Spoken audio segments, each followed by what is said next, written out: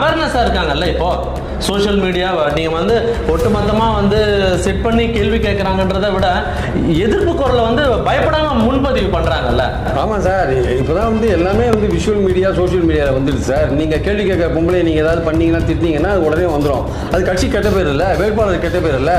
அதனால வந்து இவங்க தைரியமா எதிர்ப்பு குரல் கேட்கறவங்க எண்ணிக்கை அதிகமாகிட்டு. கேமராவும் வீடியோவும் இல்லைன்னா ஒரு காலகட்டத்தில் இந்த மாதிரி வெளியிலேயே வராது, வெளியிலே போயிடுவாங்க.